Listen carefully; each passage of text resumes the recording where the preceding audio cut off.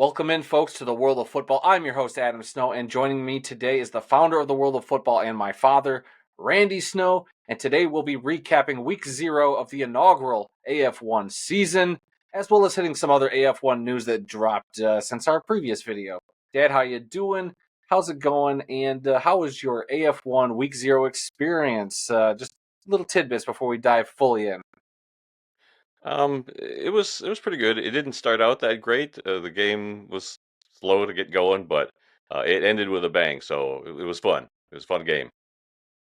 Yes, it sure was. And we're going to dive into that game here in a second. But before we do, guys, we want to let you all know that if you could like, comment, and subscribe to this YouTube channel, it would be greatly appreciated. It helps us out. Also, you can follow us on our various social media accounts. You can find those down in the links in the description. And we have our weekly podcast, This Week in the World of Football, which returns March 11th, where we talk all things football. And you can bet for sure we'll probably go a lot more in depth on the AF1. We'll go in on some other leagues that are kicking off this weekend and some other news and notes that we've missed over the last few weeks as we bring the podcast back every Tuesday, wherever good podcasts can be found. Now, without further ado, let's just jump right into the action. Last night, the kickoff of the inaugural AF1 season, which saw the Southwest Kansas Storm defeat the Nashville Cats 40-26. Dad, as you mentioned, this game started off, it was a snooze fest in that first half, to say the least. But there was a lot of still some decent defense.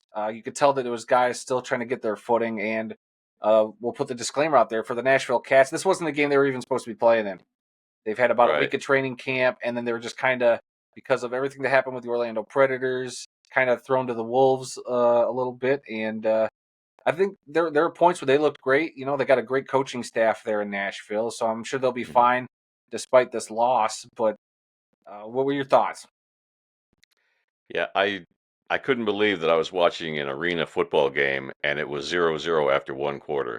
I mean, this should have been 28-28 going into the second quarter because when you think arena football, you think of just scoring left and right every two or three plays as a score. That was not the case last night. You could tell everybody was rusty. Yeah, I think the coaches were rusty. I think the players were rusty. It took a while for them to get in the groove, and by halftime, it was a 7-6 game, and the second half made up for the first half, though. The second half was really, really good. That's 100% true. I wonder if the commissioner, because at halftime, during the broadcast, the commissioner was on the broadcast. I wonder if he went into the locker rooms and said, "Hey, we got to step it up. Like 7-6 is unacceptable." But look, though, seriously though, in the first half, there was a lot of great defensive plays. I mean, guys were making plays, and some receivers. I mean, there was a lot of great, really well thrown balls that was just receivers just bad timing or just couldn't get a grasp on it. So, I Right. mean, speaking of the quarterbacks, so we had a few quarterbacks who had flashes last night. One in particular, Jalen Morton for the Storm last night, who went 13 of 35, 169 yards. He threw 3 touchdowns during the game. He also had 10 rushes for 48 yards and a touchdown as well. So 4 total touchdowns for him on the night in I believe this was his arena football debut. Yeah, a little shaky to start, I think, but I think he kind of settled in, and he might be a guy to watch out for the rest of the season. Yeah. Yeah, I agree. I I wasn't familiar with a lot of the players on either team this year. It didn't help that nobody had their name on the back of their jerseys, so you couldn't Yeah. tell who was who. Oh, and that's another issue I do want to bring up. Thank you for reminding me, but we'll get to that uh, in a little bit. I'm gonna put that Okay. note down. All right. Some other we'll talk about some. Here's some other stats from the game. We'll stick with the Storm. Wide receiver Shiloh Flanagan had 5 catches for 76 yards and 2 touchdowns. Wide receiver Daquan Bailey Brown had 6 catches for 71 yards and a touchdown. And if we were going to hand out a Player of the Week or Player of the Game award for these recaps, since this is the only game, this would be my nomination. If we want to stamp it, make it official, our Player of the Week for the World of Football's AF1 award, defensive back Michael Lawson last night just Yeah. absolutely balled out. 9 tackles, 8 of them solo tackles, 3 interceptions. 2 of them were pick sixes there at the end of the game, which pretty much sealed the victory for the Yeah. Storm. Outstanding. Yeah, without his two pick sixes late in the game, this game could have gone either way because it was very close. It was like a 1 point game late in the fourth quarter or whatever, and so yeah, it was a close, exciting game. But then 2 pick sixes in a row, and it was over. I'm sorry. Yeah, that. Those were definitely the daggers there because Nashville made a great effort coming back there, and it just goes to show you at that point in the game. I want to say that was like the third quarter, or late third quarter, early fourth, when Nashville got the lead, and it just goes to show you if in arena ball, if you stall, any drive, it could be death. It could, it changes the tide, changes the momentum, and the Cats got back into it because before that, it just looked like the Storm just. I mean, clearly, like we mentioned, the Cats only had like a week of training camp, so. But the Storm were just in total control. But then that allowed the Cats to kind of claw their way back in. Their pun, not intended, but it made it interesting, and it did make it feel like okay, this might come down. Like after the sluggish start of this game made it feel like it was going to come down to that last possession. Like the commissioner kind of said, like, hey, this game feels like it's one that's going to come down to whoever's got the ball last. I believe either him or Steven Titus said that during halftime, but it did feel that way until Lawson made those crucial picks to take him into the end zone, and to have it do it back to back floored me. I was like, wow, it's one thing to get a pick six. I think that's incredible. To do it back to back is insane, and I believe this is his second year playing arena ball. I think last year he had 7 interceptions overall, and here he is, week 0. He's got 3.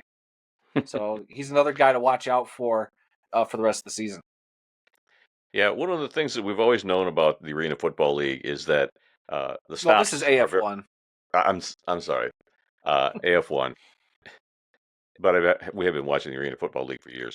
Yeah. But yeah, us getting a stop at any point in the game is very important, and because the way it usually is that the teams will just trade scores back and forth all game long, and so whoever gets a stop gets an advantage. Well, when you make 7 stops in a game, you can't come back from that, even though it was possible without those last 2 interceptions. So yeah, so this was a fairly even game for the most part, even though the score doesn't reflect it, and it's just because this was week 0, and like I said last night, week 0 means 0 points, and that's basically what they had in the first quarter of the game, but. They made up for it in the second half. So yeah, this was a lot of fun. It was fun to be watching arena football again. Even Yeah. it wasn't on regular TV yet, which it will be soon. But we can talk more about the streaming service. But I had a great time watching this game. Yeah, I mean, other than the sluggish start, I thought it was a great, and we'll probably talk a little bit more about the stream itself. It was a great broadcast. But yeah, the 7 turnovers last night, you kind of hinted, you said stops, but I think there were 7 total turnovers. There were a lot of stops, though. There was a couple of 4th down stops at the goal line, and the teams just they couldn't put it into the end zone there to start the game. There was at one point I thought Nashville should have kicked a field goal, but instead they went for it at their own end of the field. So a lot of different things. I'm not sure the exact number of stops during this game. The stats are still kind of wishy-washy because even the AF1 on their X account last night said that they're still working through some miscalculations and working to resolve them. Because I went to go find stats this morning to put together this show, and while they're there, it's still a little wonky to find it. You had to really search for them. They didn't make it real easy, but I found them eventually, and so did seem like there's some inaccuracies. I was like, this doesn't seem like the right stat. And I had to double back and use one of their articles on their website. But anyway, let's quickly talk about the Nashville Cats, and then we'll talk about some of the other stuff from the game. But for the Cats, though, while, like we said, the 1 week of training camp, they were also playing in the first half a 2-quarterback system. Every drive, they were like flip-flopping between quarterback Corey Curtis and Jake Dunaway. Corey Curtis, who started the game, was 1 for 6 during the game. Had 7 yards passing and had an interception along with 1 rush and 4 yards. So not a very successful night for him. Then quarterback Jake Dunaway, though, a little more, but even he had his struggles. He was 14 to 23 for 153 yards. He threw a touchdown, but had those 4 back-breaking interceptions. I think they had 5 interceptions all night, and there were a couple of fumbles at some point, too. So both teams, I believe, fumbled the ball. So wide receiver Trevante Long had 8 catches for 78 yards to lead the Cats. He also had 1 rushing touchdown. 1 rush, 17 yards for a touchdown. That was a nice play for them. Wide receiver Desmond Epps had 4 catches for 64 yards and a touchdown catch. And fullback Carlton Brown had 2 rushes for 12 yards and a touchdown. So a little more running in this game too. That was something in the first half I noticed. Quite a bit of running, but we can get past that again. First week of Arena Ball. All right. Let's talk about the broadcast itself. It was broadcast on Evergreen Now last night. I, at the last minute, was like, oh crap, I forgot to sign into my TV. Didn't take me long to get signed in on the TV. The stream worked great. I had no issues at all game long. Was it the crispest broadcast? Not really. I think the cameras could be upgraded a little bit to get a little more high quality, but for what it was, not disappointed at all. I thought they did a good job. The broadcasting guys were great. And I just thought overall it was a nice package. And not to throw shade at some other indoor and arena leagues that were also playing last night, having your scoreboard on the screen so I know what the score is when I tune into your game is very important.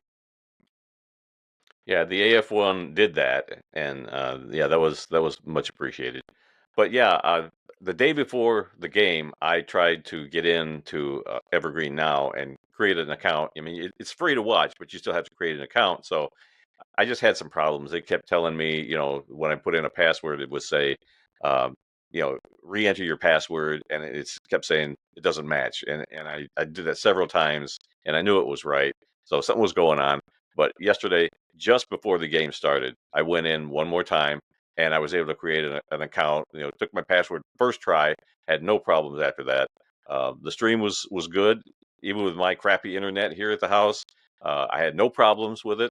There was one point right after the interviews at halftime where I lost my signal for about uh, a minute or two. I don't know if you lost it, but I just had like the spinning circle, and then when it came back, it was fine. I missed like a couple of minutes of the third quarter, but uh, it was a solid stream. I thought it was really good. It was easy to find it, easy to watch it.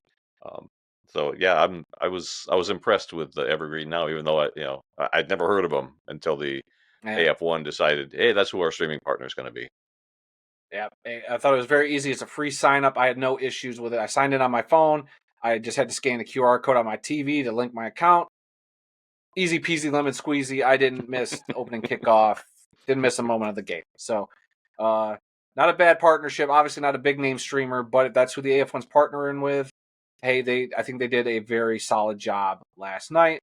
And again, kudos to that Southwest Kansas Storm broadcasting team, who I believe it was kind of through them that the broadcast also happened. It was their team that put it together. So good on them.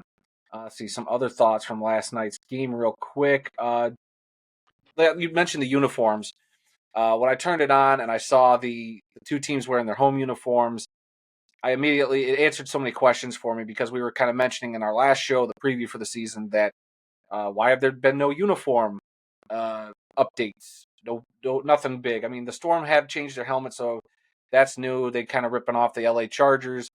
Whatever. That's a pet peeve of mine that indoor and arena teams ripping off professional or college teams. Even though college teams rip off professional teams and high school teams do the same, it's just Oh a yeah, weird pet peeve of mine.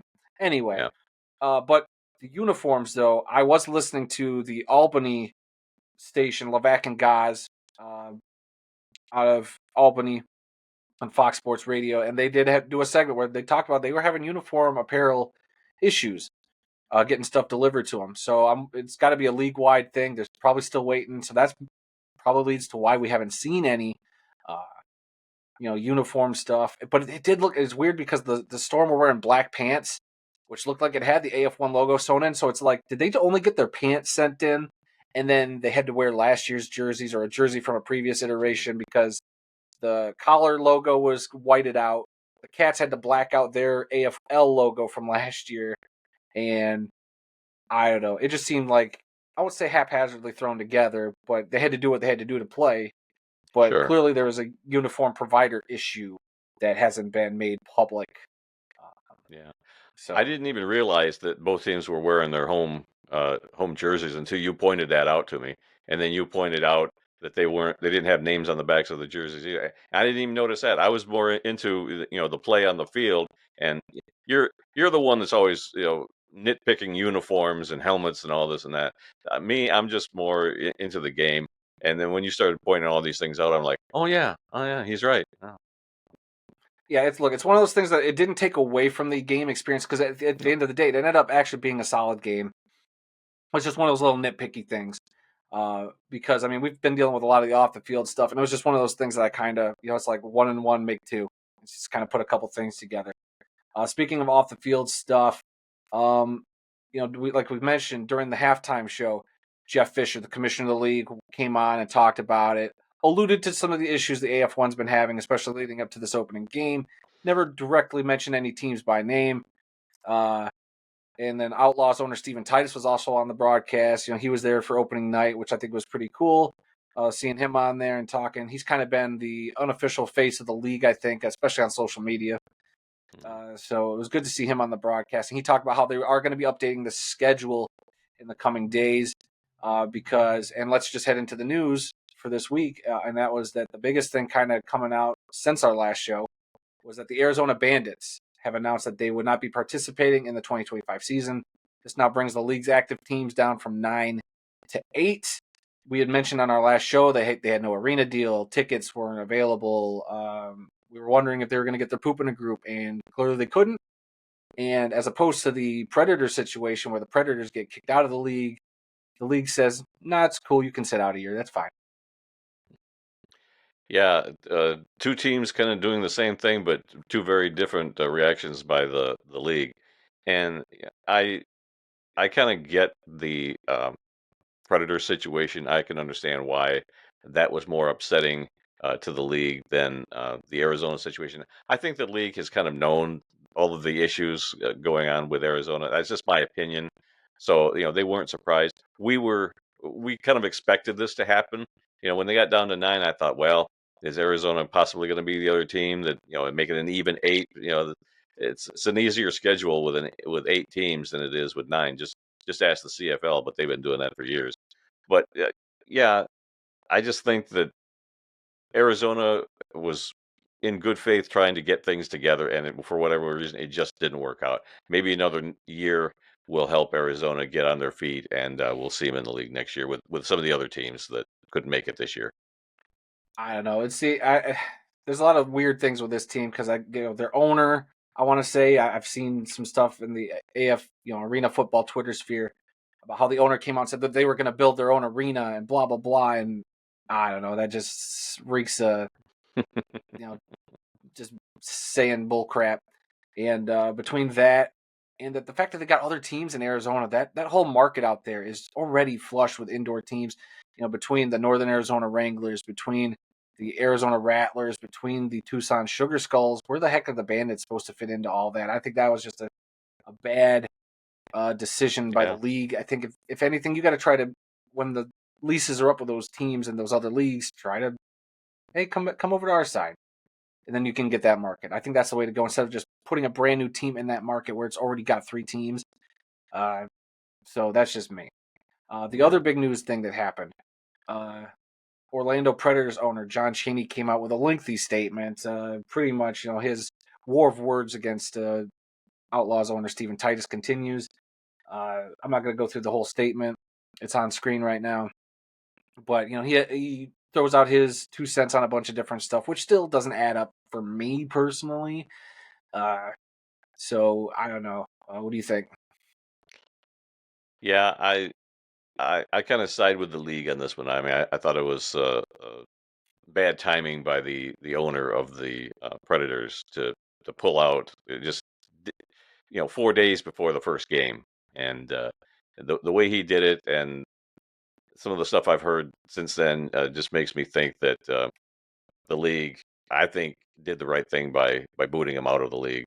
Um, it's sad to see a historic arena franchise like the Orlando Predators go this way, but there's still a lot behind the scenes that we don't know, and I'm sure it'll all come out eventually. But right now, I'm going to have to say that I side with the league on this.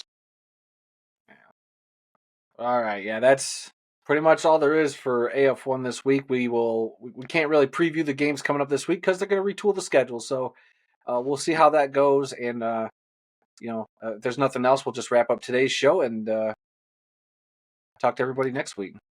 Yeah, no, I'm like I said, I enjoyed watching the game last night. Slow start, but a great finish.